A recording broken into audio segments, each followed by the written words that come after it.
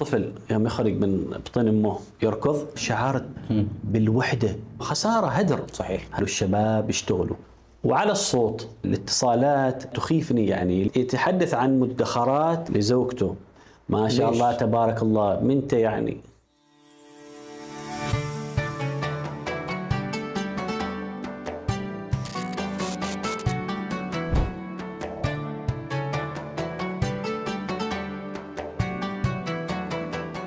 بسم الله الرحمن الرحيم. السلام عليكم ورحمة الله تعالى وبركاته، وأسعد الله أوقاتكم بكل خير وعافية ومحبة. اليوم بإذن الله تعالى في حلقتنا الثانية من برنامج 40، أيضا شخصية مميزة استثنائية، أيضا قطعت شوط كبير في مجال الاستثمار وفي المجال أيضا العقاري. نرحب بالشيخ فهد بن محمد الخليلي، المؤسس والرئيس التنفيذي لبيت بيان للاستثمار. أهلا وسهلا بك شيخ فهد. أهلا وسهلا. كل عام وانتم بخير بمناسبة شهر رمضان المبارك. شيخ فهد، خلينا في البداية كذا نتعرف بشكل عام عن دخولك في مجال الاستثمار، دخولك أيضا في المجال العقاري، فدعينا نتعرف ونعرف أيضا المشاهدين والمتابعين بهذا الجانب. بسم الله الرحمن الرحيم، والصلاة والسلام على أشرف المرسلين سيدنا محمد وعلى آله وصحبه أجمعين. طبعا الدخول في المجال العقاري، نحن كأسرة آل الخليل عندنا يعني عقارات، يعني نشأنا في مجال الأراضي والبيع والشراء والبناء والتشييد، يعني بالنسبة لنا هذا الأمر أمر سالك وأمر دارج وأمر يعني معروف ويتناقش في مجالسنا وفي أحاديثنا وغيرها من الأمور يعني. لكن تأسيس بيان أتى في العام 2015، قبل حوالي 10 سنوات من اليوم. وحقيقة سبحان الله يعني تم تأسيس الشركة في مجال، وتنقلنا تدريجيا يعني حسب الظروف والمعطيات في التنوع والتدرج في المجالات المختلفة، يعني في المجالات العقارية. يعني تأسست شركة كنواة لتقديم خدمات استشارية ومالية للمختصين في المجال العقاري، ثم ما لبثت أن بدأت تدخل هي بنفسها يعني في هذا المجال رويدا حتى يعني توسعت الأعمال وكبرت ونمت ولله الحمد، وأصبحت ما هي عليه الآن يعني من شركة رائجة في مجال التطوير العقاري والتشييد والإنشاء في عمان ولله الحمد. يعني ما شاء الله هو تدرج طبعا كبير، واحنا اكيد راح نرجع للحديث عن بيت بيان في قادم الوقت ان شاء الله. لكن في سؤال شيخ فهد مهم جدا، يعني انت ما شاء الله بدأت في القطاع الخاص من عام 2000، ناس تشكك بالقطاع الخاص، يعني الى الان تقول لك والله القطاع الخاص يعني ما مثل القطاع الحكومي، ودائما تكون هذه المقارنة بين القطاع الخاص وبين القطاع الحكومي، والبعض ينتقص ايضا من القطاع الخاص. ايش ردك في هذا الجانب شيخ فهد؟ طال عمرك، انا بدأت في القطاع الخاص في شهر 4 من العام 2000، يعني قبل حوالي 25 سنة من اليوم إن شاء الله. والحمد لله رب العالمين. اشتغلت في شركة 9 سنوات وتسلسلت وترقيت إلى وظيفة نائب مدير عام في الشركة خلال السنوات اللي اشتغلت فيها حوالي 9 سنوات. القطاع الخاص مبني على التحدي، مبني على الأداء، مبني على العطاء، مبني على التقييم. فالقطاع الخاص يعني إذا ما الإنسان عنده روح التحدي والشغف والطموح، إنه هو يأتي إلى العمل بأفكار مختلفة، أفكار منوعة، لأنه مع التحديات القطاع الخاص يجب أن يتأقلم فعلا، لأنه إذا ما تأقلم فعليا يعني يندثر. القطاع الحكومي لا شك أنه قطاع أيضا يعني مهم، وقطاع يعني واعد، وقطاع يعني وجود أشخاص ومختصين فيه يعني أمر مهم أيضا للقطاع الخاص يعني بطبيعة الحال. لكن يظل القطاع الحكومي التحدي فيه أقل. هذا يعني إيش السبب برأيك يا شيخ فهد؟ ليش القطاع الخاص في رأيك أنه هو الأكثر تحدي ويمكن الأكثر اللي تمر فيه العقبات والصعوبات؟ لأن القطاع الخاص قطاع مفتوح، يعني احنا مثلا في مجال الحين العقار على سبيل المثال عندنا عدد كبير من الشركات المنافسة. صحيح. ففي روح التحدي وروح الإبداع وروح تقديم الأشياء المختلفة الجديدة المنوعة. لكن هناك وزارة إسكان واحدة يعني في نهاية المطاف. يعني من كل مؤسسة في القطاع الحكومي هناك يعني مؤسسة واحدة يعني فعلا. فبالتالي هذا يعني أمر طبيعي. يعني الإنسان مع التحدي ومع الخوف من يمكن ما أقول اندثار ولكن من النزول من السلم، يعني يضغط على نفسه أكثر، يحاول أنه يبدع أكثر، يبتكر أكثر في ظل وجود المنافسين. في ظل وجود المنافسين نعم بطبيعة الحال. نعم جميل. طيب شيخ فهد، يعني اليوم لما نتحدث عن بيت بيان قبل 10 سنوات كانت بموظف واحد فقط. اليوم ما شاء الله بيت بيان يعني انطلقت وقطعت شوط كبير، وضعت أسس، وضعت خطط، وضعت رؤى أيضا في هذا الجانب. خلينا نبحر شوي في تأسيس بيت بيان وكيف كانت الانطلاقة الحقيقية أيضا لبيت بيان. بيت بيان يعني بدأت حقيقة بمكتب مساحته 40 متر في منطقة يعني بسيطة، وكان يعني عندها أهداف يعني محددة. مع مرور الوقت نمت الأهداف وتوسعت الرؤى وكبرت الشركة يعني بطبيعة الحال. اليوم احنا مبيعاتنا يعني متوقع خلال هذا العام تصل إلى 50 مليون دولار ما شاء الله. أيوة، فصار في نقلة نوعية يعني بفضل الله تعالى. وبيت بيان يعني حقيقة يعني بفضل الله تعالى أيضا أنا أقول أنها يعني جامعة، لأنه يعني إذا بعطي مثال بيت بيان يعني مؤسس في شركة أساور الراعية لهذا البرنامج بطبيعة الحال. وأساور في فترة من الفترات قبل حوالي 3 سنوات يعني كان الوضع فيها صعب، يعني كانت حقيقة مثل سفينة تايتانيك ويجب إنقاذها. يعني وين تكمن كانت الصعوبة الشيخ فهد؟ في أساور؟ أي في أساور تحديات يعني كان فيها الشركة كثيرة يعني الخوض فيها، لكن أنا طلبت من 2 من الأشخاص، يعني طلبت من الأخ أحمد بن بارك الحرملي إنه يترأس الشركة، يترأس أساور، وطلبت من الأخ أسامة بن محمد الكندي يعني إنه يكون المساند للأخ أحمد كمدير عام. والحمد لله رب العالمين. وهذه يعني أيضا رسالة، يعني استطاعوا إنقاذ يعني هذه الشركة ما بس من الاندثار والغرق، ولكن اليوم من أفضل الشركات الرائجة في سوق العقار والتطوير العقاري يعني في سوق عمان. وهذه رسالة يعني للأشخاص اللي يمكن بعض الأحيان يشككوا أو في قدرات العمانيين. يعني احنا ما عندنا من القادة إلا عمانيين حقيقة، يعني كل مفاصل شركاتنا كلها عمانيين ولله الحمد. والحمد لله رب العالمين أدائهم من حسن يعني إلى أحسن. إيش السبب في عدم إعطاء الثقة للشباب العماني وعدم تمكينهم؟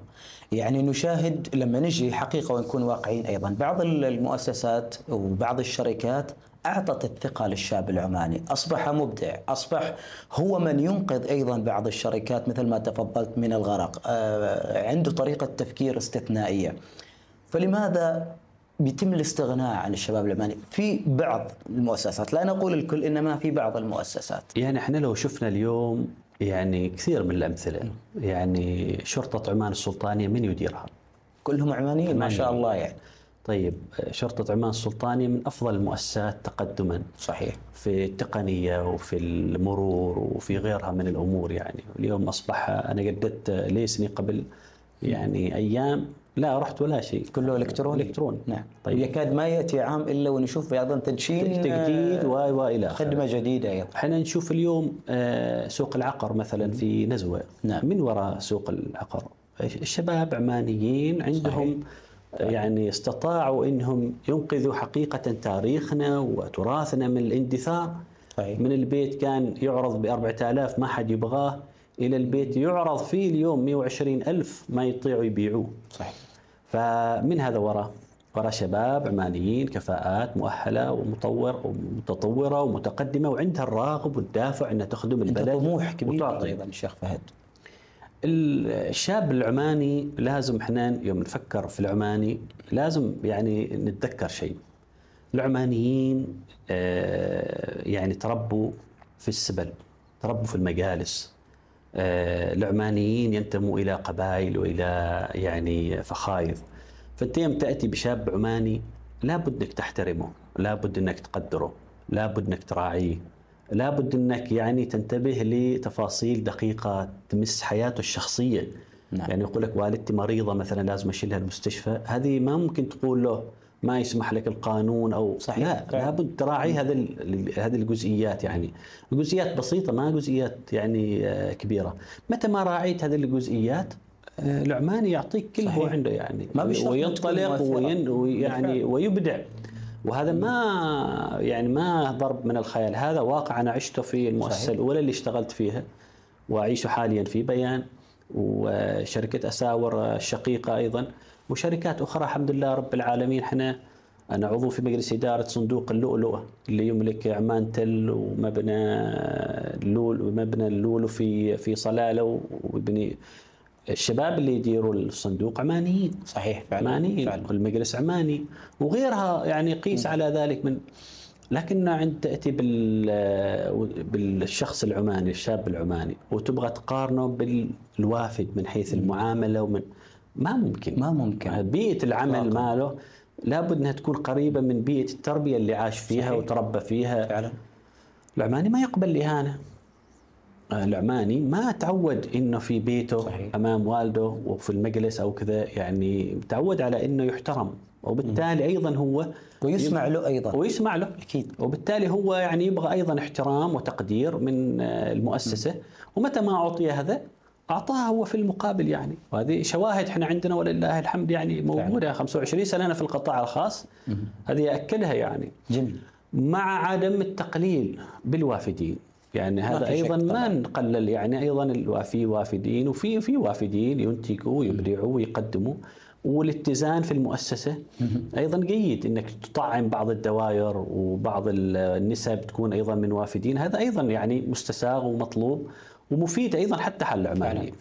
جميل. شيخ فهد، أنت ذكرت نقطة مهمة جدا. اليوم السبلة العمانية يعني، وخلينا نكون شوي صريحين، غائبة. يعني لو نتحدث سابقا ما شاء الله كانت كل سبلة عمانية فيها ما فيها من الأخبار، الحكم، يجلس الآب ويجلس الجد ويجلس الابن أيضا، والكل يستفيد. وتجد أنه الابن أيضا يعني يستفيد أيضا من مجالسة كبار السن. أنا هذا يقودني إلى سؤال يعني شيخ فهد، إيش استفدت بشكل عام يعني من تجربة الشيخ الوالد؟ هو طال عمرك شوف يعني مع السبلة أيضا العماني يعيش في المسجد. يعني احنا في الحارة، في القرية، في المنطقة اللي نعيش فيها نصلي في المساجد. صحيح. فنصلي مع جيراننا، نصلي مع أرحامنا، نصلي مع أهلنا، نصلي مع سكان المنطقة يعني. المسجد هذا يعني أكبر دليل على التكاتف والتآزر والألفة بين المسلمين. أنا أذكر يعني في فترة كورونا لما يعني وصل الكورونا الأوج، وقيل لنا يعني فترة يعني تغلق المساجد، فقط يؤذن وتغلق المساجد. أنا الحقيقة في تلك الفترة شعرت بالوحدة بشكل يعني كبير، حتى غردت، لأنه يعني قيل لنا ما تروحوا، ما قدرنا نلقى جيراننا وأهلنا وأصحابنا وإلى آخره. يعني قيلنا خلاص أنتوا، إحنا ناس متعودين يعني إحنا كعمانيين إن نلقى أقراننا وكذا. حقيقة في المساجد اللي إحنا يعني فعليا نصلي فيها الأمر أكثر من مجرد صلاة. أي ما صلاة، لا الأمر روح يعني. صحيح. تتكلم عن روح، عن لقاء يعني سامي بين صحيح. عدد كبير من الناس. وسويت بحث حقيقة، وجدت إنه في بريطانيا في 9 مليون شخص يعيش الوحدة. يعني تتكلم عن حوالي 20% من الشعب يعيش وحدة. قلت سبحان الله، يعني احنا المسلمين يعني ما نشعر بهذا الأمر. احنا نروح نصلي خلاص، بعض الأحيان أنت مكثر ما تلقى الناس تبغى يمكن وقت حال نفسك يعني. صحيح. بتروح يعني مكان شوية تنزوي يعني. هذه كلها بطبيعة الحال احنا نروح مع الوالد ومع الأخوة ومع كذا، نروح نصلي مع بعض ونرجع مع بعض، فتلقى الناس وتعرف يعني الأمور أشغالهم، ومن مريض ومن تعبان ومن كذا ومن كذا. يعني باللقاء هذا اللي يعني يدور، فيكون المجتمع حقيقة لحمة واحدة. ما ممكن ما أنقل أنا هذه اللحمة إلى المكتب أو إلى الشركة، أو لأنه هو متعود على هذا الأمر. هذه اللحمة تستمر، يعني تذهب معك إلى المؤسسة. المؤسسة أيضا مع مراعاة خصوصية العمل وكذا، لكن تبقى لابد أنك تطعمه بالأشياء اللي تعودوا عليها يعني فعليا العمانيين، واللي هي ما تنتقص أبدا من الأمر شيء، يعني ما تنتقص من الأمر شيء. شيخ فهد، يعني بما أن ما زلنا في نطاق العائلة، يعني البعض يمكن ينغمس في مجال العمل وينسى أيضا، دعنا نقول يعني حث الأبناء أو مشاركة الأبناء، خاصة الأشخاص اللي عندهم عمل طويل في المجال العقاري أو بشكل عام في مجال الاستثمار. البعض يركن الأبناء كذا في زاوية أخرى وتجده هو مبحر في هذا المجال. إيش مدى أهمية اليوم الشيخ فهد أنه حث الأبناء في مشاركة آبائهم في خاصة الناس العاملة في قطاع الاستثمار، تربيتهم وتعويدهم أيضا على هذا الجانب؟ هو شوف طال عمرك، يعني في نهاية المطاف يعني احنا الوالد الله يحفظه إن شاء الله يعني ما تدخل معنا في مجال التخصص والأشياء اللي نرغب إن احنا يعني ندرسها وكذا، يعني ترك لنا يعني المجال. وأنا حقيقة نفس الشيء بالنسبة لأبنائي، تركت لهم المجال. يعني محمد قرر أنه هو يتخصص فاينانس، يعني الإدارة مالية، لكن ما في شك أنه يعني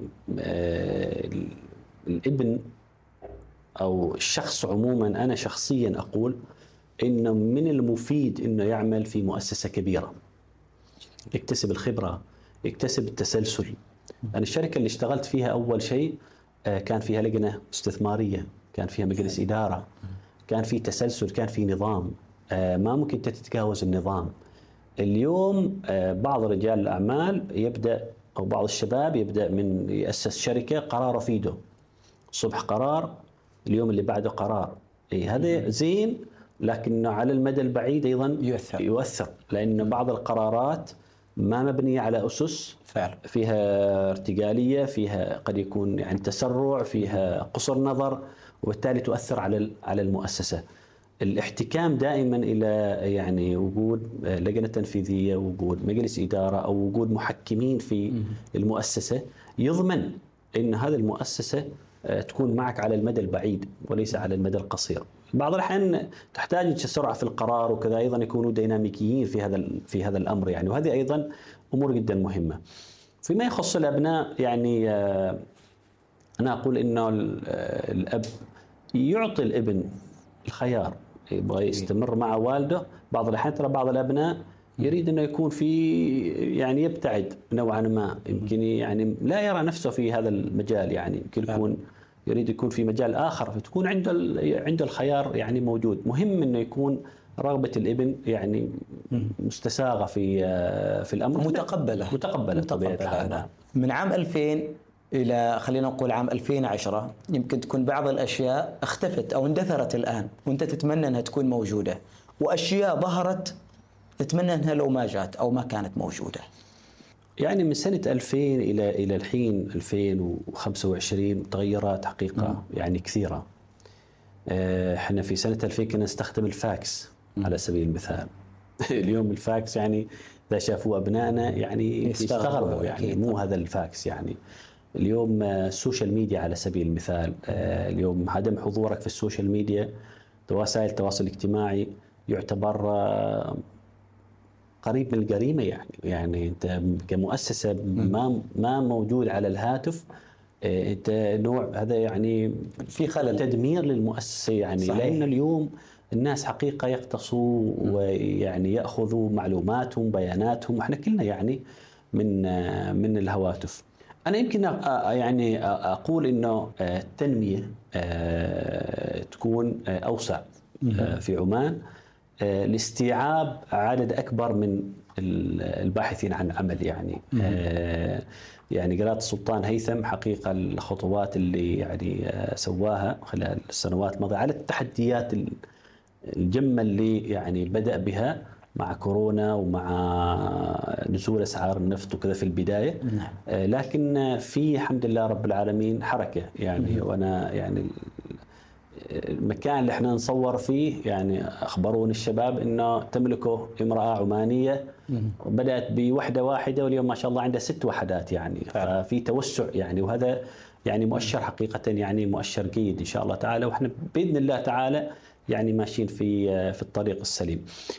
أنا أقول طالما إنه العمانيين يبقوا على سمتهم، موضوع الحفاظ على الصلوات في المساجد، موضوع الحفاظ على الهوية أيضا، الهوية بدون شك هذه يعني جزء من الهوية، والحفاظ أيضا على استقبال ضيوفهم كما استقبلوا آبائنا يعني ضيوفهم في المجالس وفي السبل. فطالما نحافظ على هذا السمت بطبيعة الحال، ما لازم يكون إنه يعني في المنزل، ولكنه عندي ضيف ممكن إني أنا مثلا أشيل له مكان، أو ممكن إنه مثلا أطلب أنا من مكان. اليوم أصبحت الأمور يعني أسهل بطبيعة الحال. فلا بد على الحفاظ، لا بد من الحفاظ على هذا السمت لكي يعني يبقى حقيقة السمت العماني والشخصية العمانية المعروفة بحبها للآخر واستقبالها للآخر وتقبلها للآخر. والحمد لله رب العالمين هذا سمت يعني الكل شيء يدبه في العالم يعني. نعم. الرؤساء التنفيذيين، أو خلينا نقول القادة، قادة الإدارة العليا، أنت ذكرت نقطة مهمة جدا: إذا اختلفوا فسدت المؤسسة، وإذا اتفقوا نجحت المؤسسة. كيف نفسر هذا الجانب؟ هنا يعني الله سبحانه وتعالى يقول: ولا تنازعوا فتفشلوا وتذهب ريحكم. شوف، ولا تنازعوا فتفشلوا وتذهب ريحكم. ريحكم طاقتكم. يعني هذا النزاع يؤدي بطبيعة الحال إلى فشل، لأن الطاقة وين رايحة؟ رايحة في النزاع. وإحنا شفنا حقيقة يعني مؤسسات كانت على في أوجها يعني وكذا، صار خلاف بين القادة فوق، تقسمت واندثرت، وصار في تحزبات، وصارت في أمور، وصارت في كذا. فما في شك إنه الواحد في نهاية المطاف يعني أنا دائما يعني أقول حال الشباب: المهنية تقتضي الفصل بين العاطفة والعمل. أنا يعني العمل شيء والعاطفة شيء آخر. أنا بيني وياك مثلا حساسية أو مشكلة، ما أدخلها في العمل. يعني العمل شيء والعاطفة شيء ثاني.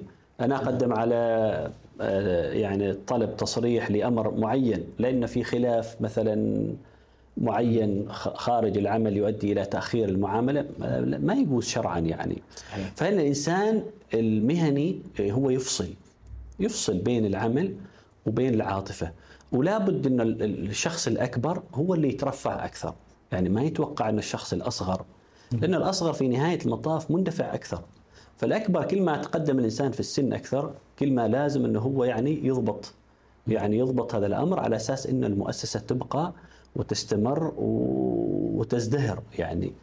والحمد لله أيضا في المقابل شفنا يعني كيف أن التوافق بين الرؤساء التنفيذيين أو بين رئيس التنفيذي أو الإدارة العليا ومجالس إدارتهم، كيف المؤسسات أنها حقيقة تنمو وتزدهر وتنطلق يعني.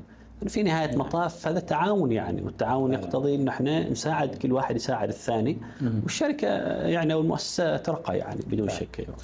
شيخ فهد، مريت بتجربة خسارة؟ خسرت في يوم من الأيام؟ مريت بتجارب خسارات يعني، ما خسارة وخسارتين. كيف تعاملت معها؟ شوف، الخسارة يعني شيء مؤلم وشيء متعب. وأنا يوم الشباب يقولوا إنه إحنا بنطلع وبنسوي وحدنا ونسوي، دائما أقول لهم إنه المصاريف ترى ما توقف.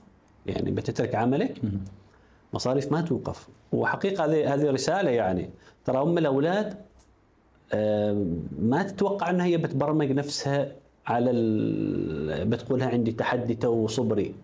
المرأة في نهاية المطاف وأولادها وبيتها كيان لازم تحميه، وهي تشوف أنه حمايته بوجود راعي لهذا البيت يرعى ويلتزم بالمدفوعات اللي متوفر اللي موجودة يعني. فهذه رسالة للشباب في التأني، انك انت ما تطلع من العمل اللي انت فيه الا وانت يعني موقن انك تستطيع فعلا انك تبدأ عمل ناجح ومثمر ان شاء الله تعالى. الخسارة شيء مؤلم وشيء مسهر، يعني شيء يخليك فعلا ما تنام الليل وشيء يأرق يعني ومتعب، لكن الخسارة فيها شيء جميل، انك انت تتعلم.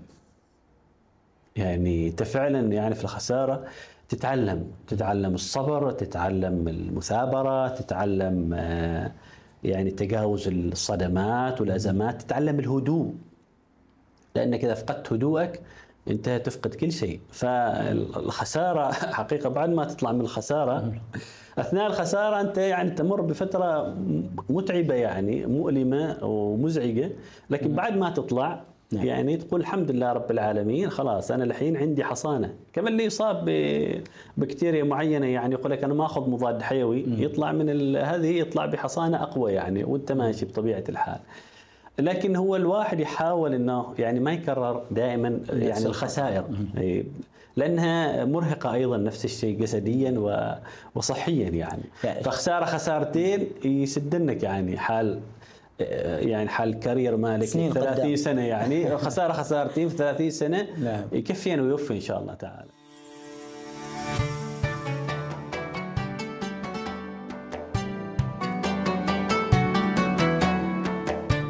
بدي أقلب المواجع شيخ فهد، لكن يمكن أيضا نريد نتعرف عن أسوأ الحالات اللي مريت فيها.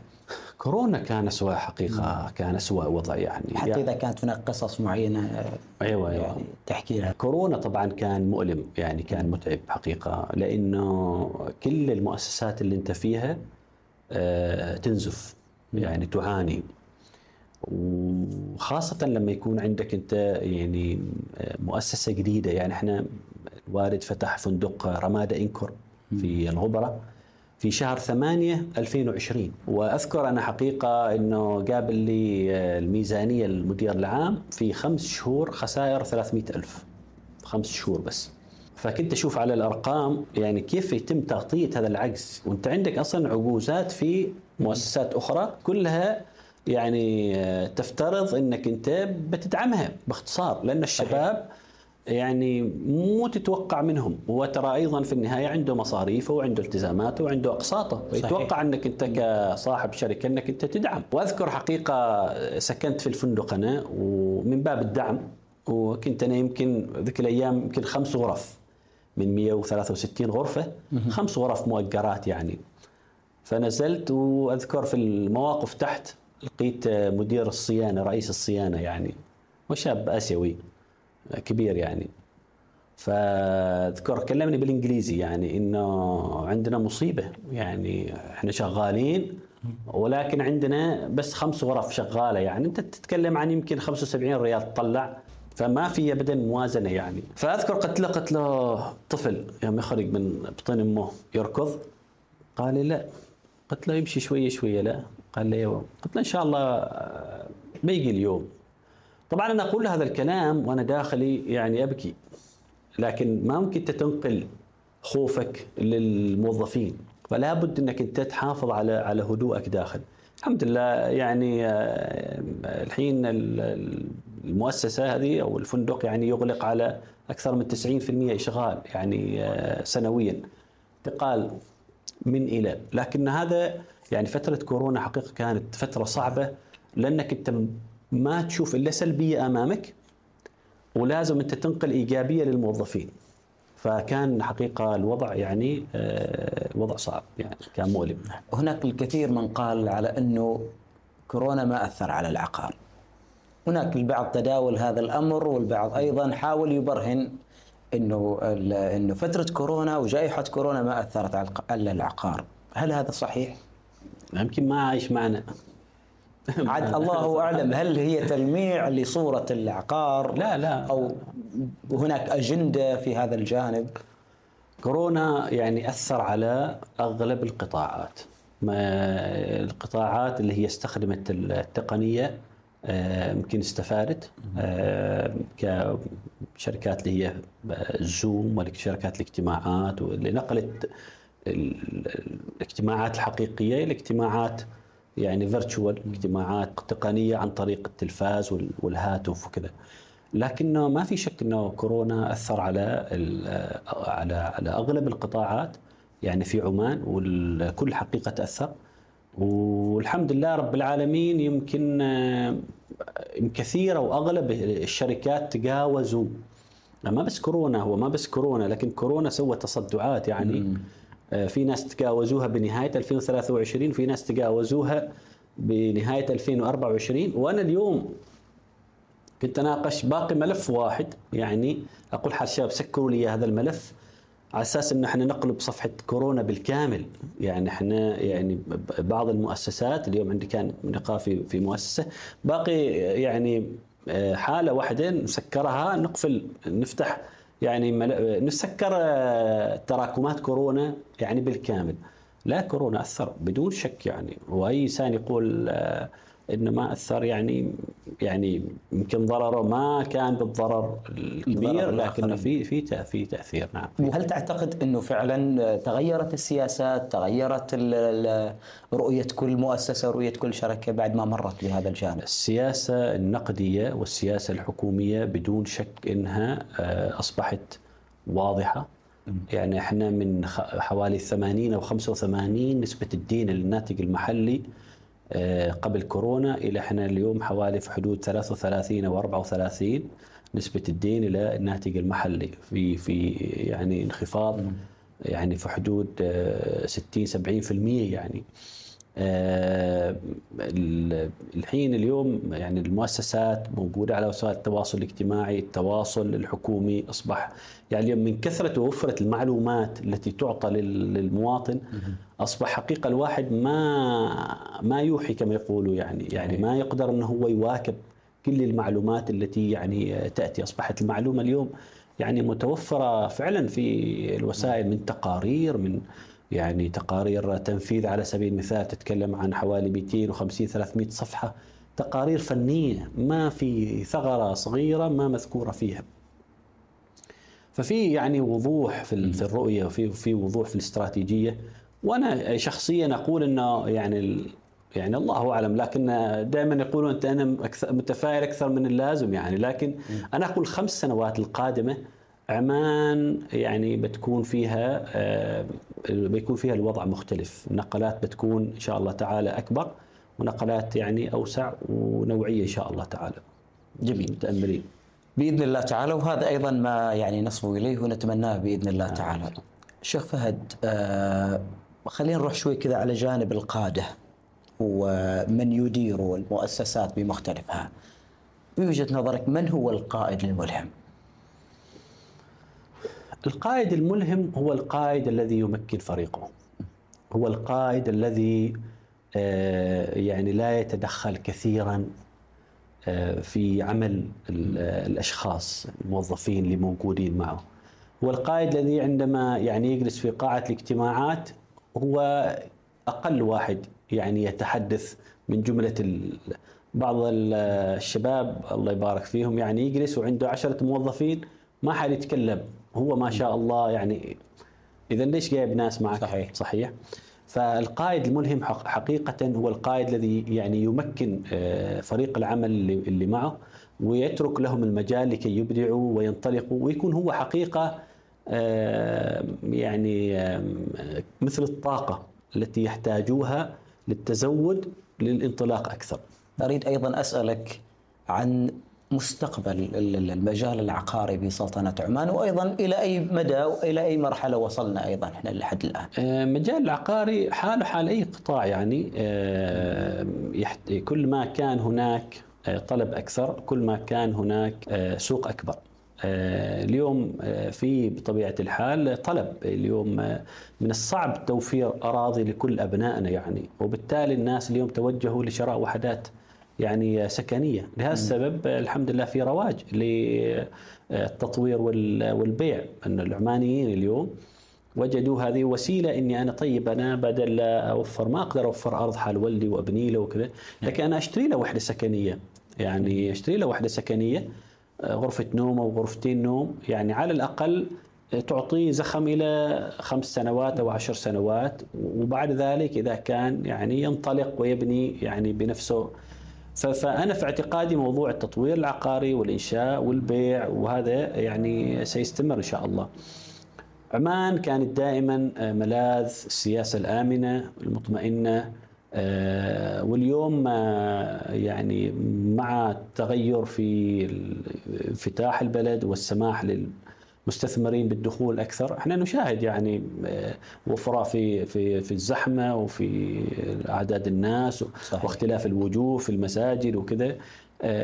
كثير من الناس حقيقة وجدوا في عمان ملاذ انه هو ياتي هنا وينقل امواله واستثماراته يعني في عمان.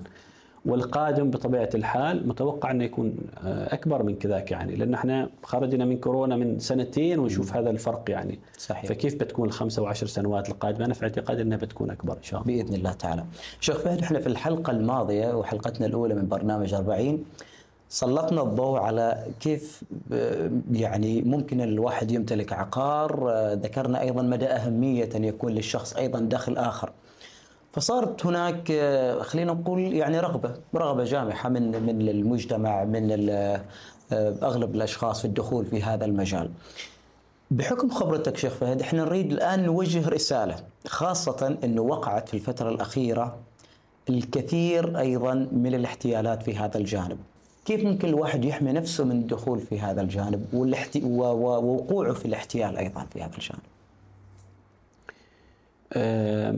لازم الشخص يتحسس مع من يدخل، يعني من الشركة المؤسسة التي تطور. يعني اليوم هناك وفرة عدد كبير من المطورين والمشاريع المعلن عنها، يعني فهل هذه المشاريع المعلن عنها سترى الواقع؟ هذا أيضا سؤال مهم ترى. يعني الإعلان والتواصل الاجتماعي والدخول في هذا ويعني تدشين مشاريع وكذا لابد أيضا يواكبه تدشين فعلي يعني على أرض الميدان، هناك تسليم فعلي للمشروع. وهذا الأمر يقتضي من المؤسسة أيضا إدارة نقدية. ترى الإدارة النقدية للمبالغ التي تأتي إلى المؤسسة، كيف تدار هذه الأموال لتوظيفها في إنجاز هذه المشاريع. فلا بد أن الشخص حقيقة يعني ينتبه يعني مع من يدخل. ما كل إعلان ينزل يذهب ويقول هذا يعني أعطوني عرض يعني استثنائي وما ممكن أنا إني أفوته. بعض الأحيان هذه العروض الاستثنائية يكون وراها ما وراها يعني، فالإنسان لا بد أنه ينتبه. فحقيقة كل ما كان الاقتصاد أقوى كل ما كان سبل الاحتيال أوسع. هذه قاعدة. فالإنسان لابد أنه حقيقة يعني ينتبه. نعطيك مثال بسيط. أنا اتصل بشخص وقال لي يعني أم الأولاد ذاخر مبلغ 60,000 ريال عماني ونبغى احنا نوظفه. هذا يعني مثل هذه الاتصالات أنا تخيفني، يعني لأنه ما إن الشخص مقتدر وفاهم يأتيك ويحاجك ويناقشك وكذا وكذا وكذا. هو يتحدث عن مدخرات لزوجته، هذه المدخرات يمكن صار لها 30 سنة و25 سنة. فيأتي الإنسان يقول له طبعا أهلا وسهلا عندي وحدة يعني، وتبيع له وحدة وبعد ذلك تنزل الوحدة. فهذا الأمر يعني حقيقة لابد الإنسان أيضا يخاف الله سبحانه وتعالى يعني. صحيح. ويسأل نفسه لو هل أنا فعلا بشتري حالي لهذا الشخص؟ إذا يجيك الإنسان معك المكتب ويناقشك ويدقق في التفاصيل ويعرف ويعطي وبعد ذلك يقرر، هذا ترى اتخذ قراره بنفسه. لكن يستشيرك المستشار مؤتمن، بالتالي أيضا لابد الإنسان يكون حذر في إعطاء المشورة حقيقة يعني. جميل. وهل تفضل شيخ فهد أنه لما الشخص مثلا يريد يمتلك وحدة عقاري أو يريد يستثمر في المجال العقاري، هل تفضل أنه يعني كل المبلغ يروح في جانب معين أم يتقسم؟ لا يتقسم يعني من أساسيات الاستثمار طبعا هو توزيع الاستثمار في أكثر من مكان. وبالتالي أنا ما في شك أني أنصح أنه الشخص يعني يستثمر في أكثر من مكان. مؤسسات مرموقة، مؤسسات معروفة، حتى لو دفع شوية أكثر ولكن يدفع أكثر وهو مطمئن أنه على أقل تقدير هذه المؤسسة ستستطيع مستقبلا أنها تسلم الوحدات التي التزمت بها. جميل. طيب شيخ فهد، خلينا نرجع مرة ثانية ونتحدث أيضا عن المؤسسات، خاصة فيما يخص تحديد الرؤية الاستراتيجية للمؤسسة، طرق تعزيزها، أيضا توزيع المهام أيضا لموظفي المؤسسة. إلى أي مدى أهمية اليوم أن تكون الرؤية الاستراتيجية للمؤسسة واضحة وتوزيع أيضا المهام بشكل واضح للموظفين؟ يعني الموظف عموما الأشخاص يعني يدركوا، فالناس عموما أو الموظفين يريدوا أن يشاهدوا أن هناك رؤية في المؤسسة، أن هناك طموح في المؤسسة، أن هناك رقي في المؤسسة، وأن هناك رغبة جامحة لدى القيادة أنها تنقل المؤسسة من إلى. الإنسان في طاقة كامنة داخل، يعني حقيقة في طاقة جبارة داخل. دور القائد أنه يخرج هذه الطاقة اللي داخل. يعني كيف تقدر أنت انك تخرج هذه الطاقه؟ في ناس يعطيك 5% من الطاقه اللي عنده، في ناس يعطيك 20% من الطاقه اللي عنده، ما لانه هو باغي يعطيك 5 أو 20، ولا ان القائد فشل في استخراج 100% اللي موجوده، لكن البيئه يعني ما مساعده داخل. البيئه ما مساعده، صحيح. وبالتالي يعطيك 10 أو 20% من الطاقه اللي موجوده معه. خساره، هدر. صحيح، هدر. يعني قال لك هذا يعني هو يؤدي العمل اللي عليه فقط. ليش؟ لانه هو ما اعنته على استخراج الطاقات صحيح. اللي موجوده معه. بعض الاحيان من التغريات اللي انا يعني غردت انك انت الموظف، يعني تشبيه، هو ارميه في البحر وخليه يسبح.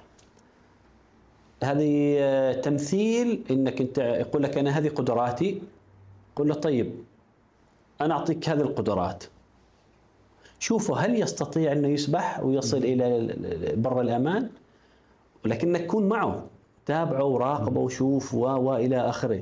يعني انا ضد فكره انه خلي يكتسب اول الخبره اللي معه ما كافيه، خلينا يكتسب 5 سنوات خبره. خلي الشباب اللي معنا احنا صراحه من اول سنه ثاني سنه اعطيناهم يعني مجال الابداع والانطلاق وكذا، وحقيقه يعني ابدعوا، يعني ابدعوا.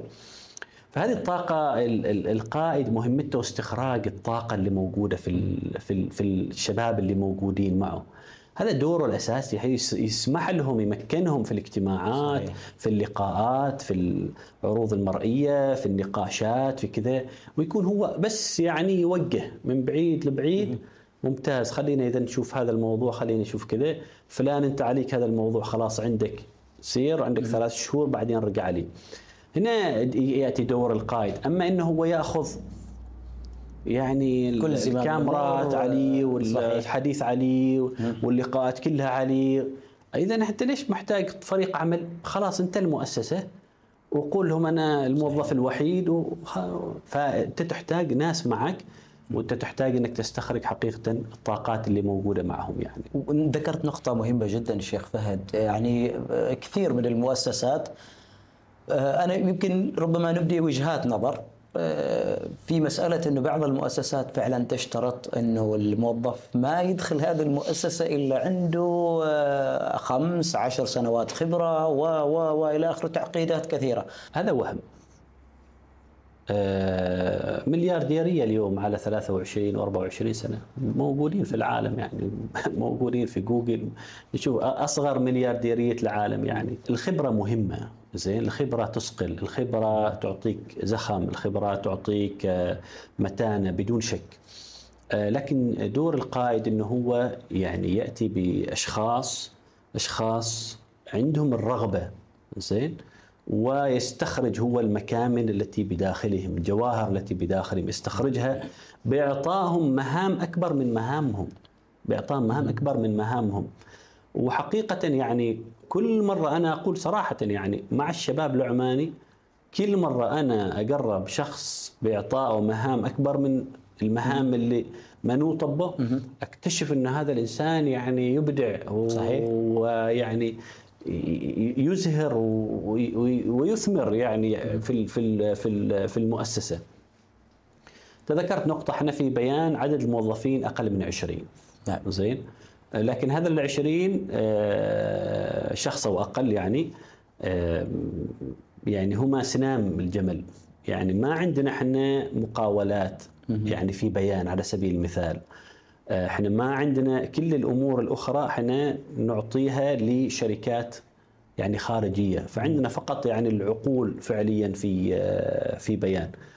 ويمكن 95% عمانيين، 95% عمانيين، أو 90 إلى 95% عمانيين.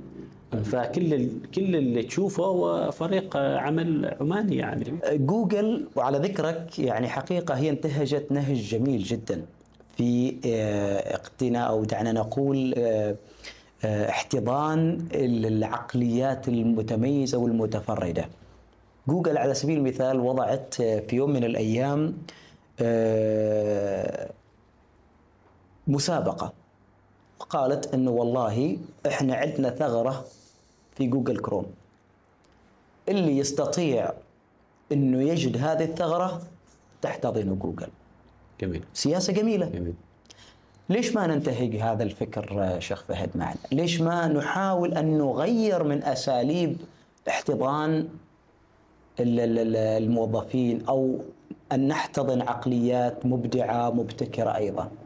احنا دائما طرق التوظيف عندنا واحدة في كل مكان، ليش ما تكون في طرق مبتكرة للتوظيف؟ يعني أنا أتوقع أنه هذا الأمر يعني في طور التغير. يعني حاليا الحين المؤسسات الحكومية طعمت بعدد كبير من الشباب اللي هم انتدبوا من القطاع الخاص، أصبحوا مدراء عموم وأصبحوا مستشارين وأصبحوا كذا. تم انتدابهم فعليا من القطاع الخاص للنهوض بالمؤسسات الحكومية بالفكر اللي فعليا يعني موجود. يمكن من أصعب الأمور هو الثقافة المؤسسية، تغيير الثقافة المؤسسية. إنك كيف أنت مؤسسة كانت على نهج معين فيها عدد كبير موظفين، آلاف موظفين، وتبغى أنك تنقلها، فتكون دائما في مقاومة داخلية، لأن الإنسان عدو ما يجهل. فمتى أنت تطلب منه أنه يعني يغير، هو في نوع من التخوف، هل هذا التغيير سيأتي لصالحي أم سيأتي ضدي؟ هذا الخوف يعني بالتالي يبطئ يعني العملية. الثقافة، تغيير الثقافة المؤسسية يعني يأخذ بدون شك، لكن احنا في المؤسسات الصغيرة والمتوسطة هذا النهج موجود معنا، وعندنا بطبيعة الحال يعني كفاءات بشرية يعني نهتم بها اهتمام كبير ونعطيها زخم، وعندنا كفاءات الحمد لله رب العالمين تسلسل أيضا سريع، ونعطيهم الشباب أكبر دائما من القدرات اللي موجودة معهم، لأن في قدرات خفية تطلع فقط عندما تعطي الإنسان يعني مهام أصعب يعني بطبيعة الحال. ضمن أيضا المنشورات التي نشرتها على منصة إكس خلال الفترة الماضية هو أنه كيف يتحول الموظف من أصل إلى دين، وكيف يتحول من دين إلى أصل. إيش المقصود في هذه العبارة؟ أنا أقول أن الموظف يا يكون أصل يا يكون دين، يعني ما في حد في النص. يعني يا يكون شخص يسحب المؤسسة على تحت، أو شخص يرفع المؤسسة إلى فوق. بعض الأحيان المؤسسة تحول الشخص، للأسف الشديد تحول الموظف من أصل إلى دين. هي تحوله بإهمالها له، بتسويفها لقدراته،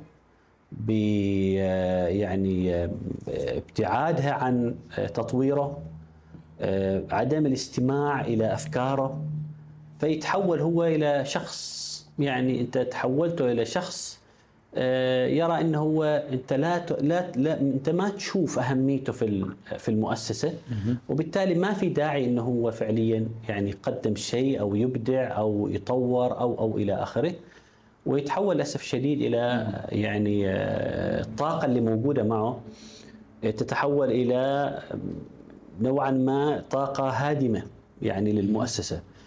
كل انسان انا اقول انه في طاقه داخل، الطاقه يا تحولها معك أو باتجاهك، أو تتحول هذه الطاقة يعني ضدك.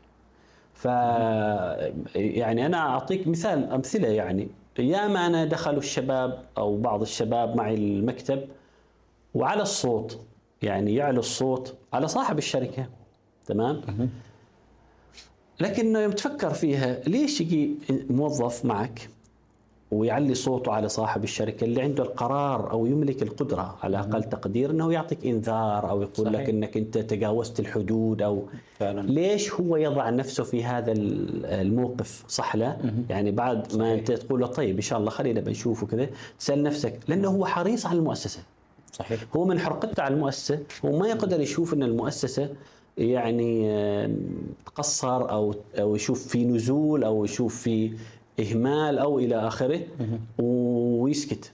فهو يعني يأتي وهو ثائر وعنده فورة، زين، هذه الفورة ينقل لك إياها على ما هي عليه، فأنت هذا تشكره عليها، ما أنك أنت يعني تحولها ضده. ثاني يوم تجيبه وتقول له شكرا، صراحة أنت جيت وأنت صادق وفعلا يعني أنرتنا، جزاك الله خير. احنا أنت يعني وريتنا شيء احنا ما كنا شايفينه، وهذا شيء أنا أشكرك عليه. يستغرب هو في خاطر يقول أنا متوقع إنذار يعني صحيح. معي، لكن هو يشكر عليه لأنه هو فعليا جاك، هو محب وهو صادق وهو راغب فعلا إنه يعني ينقل لك. أخطأ يمكن في الأسلوب، تقول المرة القادمة يعني ربما يكون في أخذ وعطاء يعني الموضوع. أيوة ما في داعي يعني تعالوا وخبرني أنا يعني نعم. المستمع، نسكر الباب واستمع إليك. يعني فهذه أمور تحدث في المؤسسات مستساغ، وكل ما كان الإنسان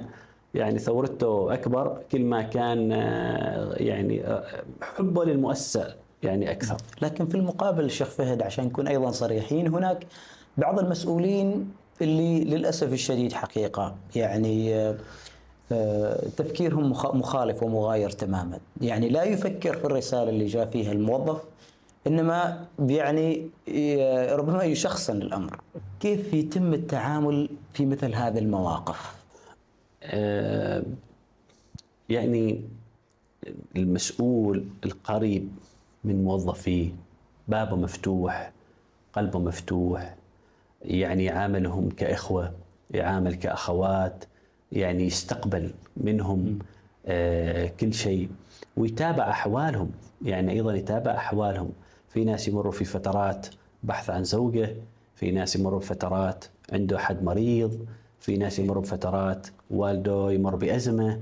يتابع أحوالهم. ترى الإنسان عبارة، ما نتعامل مع روبوت، احنا نتعامل مع كائن يعني كله أحاسيس فعلا. صح لا؟ فهذه الأحاسيس هو ما ممكن إنه يجي المؤسسة ويخليها برا ويدخل وأحاسيسه برا، لا، هو سيأتي بالأحاسيس ماله كاملة بيجي داخل. صحيح. تمام. وبالتالي أنت إذا ما تعرف، أنت تبغى منه ينجز عمل ولكن هو مشبع بأمور يعني أخرى، بعض الأحيان يبغاك بس تسمع له. كثير من المرات مواقف، مئات المواقف، يدخل موظف معك يقول لك ابغى بس باغي يسمع، باغي حد يسمع، يريد يفضفض كذا وكذا وكذا وكذا وكذا وكذا وكذا الين فضفض، ما باغي شيء هو منك. صحيح. وفعلا ما باغي ابدا اي شيء منك، محتاج حد يسمع بس يسمع له. قل له طيب اذا احتجت حاجه، اذا كذا انا موجود وكذا، والتواصل معي تعرف انه سهل وكذا وما اعرف ايش، خلاص انت يعني هذاك شكلت له حقبه جديده يعني في حياته. هو جاي انك انت قاصد انك، لانه يرى فيك ما لا يرى في الاخرين. يعني هو جاي انك فعليا يعني قاصد انك انت. فالتعامل مع البشر بطبيعه الحال هو يعني شيء متغير وشيء مختلف، واليوم بطريقه وبكره بطريقه اخرى، ويشكلوا تكتلات، وعندهم حسابات في الواتساب، وكل شيء اللي انت تسويه تراسلوه، وعندهم ثقافتهم، وعندهم تحليلاتهم. صحيح. اليوم خلاص، اليوم أصبح التعامل يعني لابد يكون في شفافية وفي وضوح أما إغلاق الأبواب وأنا مكتبي أفخم مكتب، أبوي يدخل علي بموعد، وموعدي أنا بعض المؤسسات يخبروني الموعد مع المسؤول بعد 4 أسابيع، بعد 3 أسابيع، عشان موظف يلقاه. ما شاء الله تبارك الله منته يعني بعد 4 أسابيع عشان يلقاك. ترى أنت إنسان حالك حاله، ماشي فرق بينكم. أنت فرق أن الله خصك بذا الكرسي، وكلكم راع وكلكم مسؤول عن رعيته. ما في عذر على هذا التأخير أبدا. شيخ فهد، ما في عذر. قال إن 3 أسابيع وننتظر، لازم أنتظر 4 أسابيع عشان أقابل مسؤول. ما شاء الله، مو 4 أسابيع ليش؟ من ده يعني؟ هذه في نهاية مطاف تؤدي إلى ترهل المؤسسة. صحيح. تؤدي إلى بطء المؤسسة، وفي النهاية تؤدي إلى نتائج ضعيفة. يعني تشوف أنت بعض المؤسسات أداءها سيء يعني. شيخ فهد، يعني يمكن سؤال شوي يعني داخل في عمق للمؤسسة بيت بيان، كيف انتقيت موظفينك؟ والله يعني موظفي بيت بيان أغلبهم شباب خريجين جدد، عندهم شغف وعندهم طموح لتقديم شيء مختلف وجديد ومميز لعمان. عشان كذا هم ما شاء الله كلهم مميزين يعني شيخ. وتركنا لهم المجال، قلنا لهم طيب تعال، مع متابعة بطبيعة الحال، مع المتابعة. لكن أنا في المبيعات على سبيل المثال، أنا ما عندي مؤشرات أداء في المبيعات، تصدق ما عندي. يعني باع أو ما باع، ليش؟ لأني أنا واثق إنه هو سيبذل كل جهده. طبعا في ناس يختلفوا معي في هذا الطرح، يقول لك لا مستحيل، أنا لازم أضع له يعني مؤشرات أداء وكذا. أنا ما أتعامل مع فريقي يعني أتعامل مع فريقي بالثقة المطلقة إنه هذا سيقدم كل ما لديه، ويعني سيأتي بالنتائج. والحمد لله رب العالمين النتائج حقيقة مبهرة، يعني النتائج مبهرة. يعني هم هذا الشباب، واذا جيت انت بيان بتشوف انه فريق لازم يعني تكون لنا زياره شيخ. اي بكل سعاده ان شاء الله تعالى، باذن الله بكل تعالى. سعاده. شيخ فهد، يعني في سؤال وارجو انك تعذرني عليه. الله يبارك فيك، تفضل. في مسيرتك كموظف هل تجاوزت صلاحياتك؟ عشرات المرات. يعني انا لو انا كنت شغال في الحكومه يمكن كنت مسجون يعني. اقول لك الصدق. في مرة أنا أذكر من 20 سنة، يمكن سنة 2005، لما يسووا مسقط جراند مول، طلب مني أنا من فريقي إن نجمع 10 مليون ريال عماني،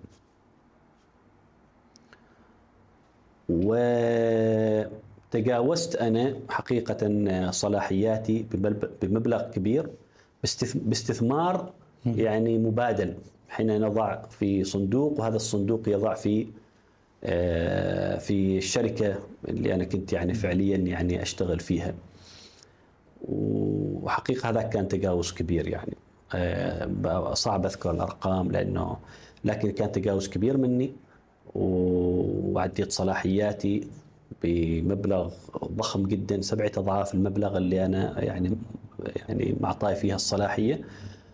وحتى صار في زعل واجد كبير علي، لكن بعدين رحت وبررت إن أنتم طلبتوا مني هدف وأنا حققت لكم جزء كبير من الهدف، ولكن اضطريت أنا إنه أقتنص فرصة يعني جاتني، والحمد لله كان المبرر يعني مستساغ وتم توثيقه في مجلس الإدارة واعتماده يعني بطبيعة الحال. لكن هو القطاع الخاص طالما أنك تبرر تجاوزاتك يعني مباح، يغفر له. هي مباح يعني. مباح.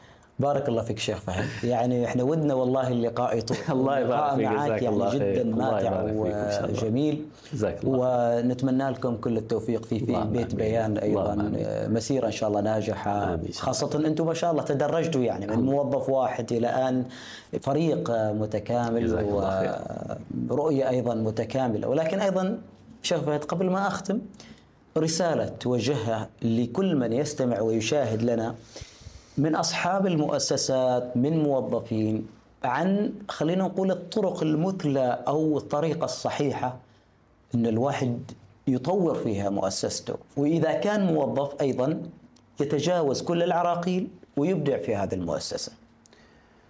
رسالتي: أطلقوا العنان للموظفين العمانيين، خلوا الشباب يشتغلوا، تابعهم من بعيد، أعطيهم طاقة وثقة والممكنات واتركهم يعملوا خلاص. بس أنت من بعيد لبعيد يعني تابعهم، وجههم، وكن القائد الملهم الذي فعلا يستطيع استخراج الطاقات الكامنة داخلهم.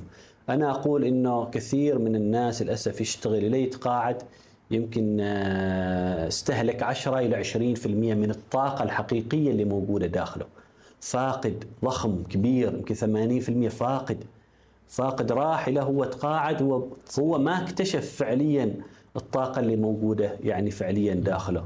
ليش؟ لأنه ما أعطي المجال. فرسالتي إنه أعطوا الشباب المجال إنهم يبدعوا وينطلقوا ويعني يسهموا في بناء عمان الغد وعمان المستقبل.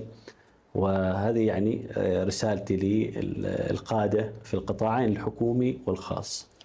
بارك الله فيك شيخ فهد، شاكرين لك وجودك معنا اليوم، وكنت ضيفنا في الحلقة الثانية من برنامج 40. شكرا جزيلا للشيخ فهد بن محمد الخليلي، المؤسس والرئيس التنفيذي لبيت بيان للاستثمار. شكرا جزيلا لك. شكر موصول لكم، جزاكم الله خير على الاستضافة. بارك الله فيكم. الله يبارك فيكم. الشكر أيضا موصول لكم جميعا متابعينا ومشاهدينا للحلقة الثانية من برنامج 40 الذي تنفذه شركة أساور للتطوير العقاري، ومستمرين بإذن الله تعالى معكم طوال شهر رمضان المبارك. نلقاكم على الخير وشكرا جزيلا لكم.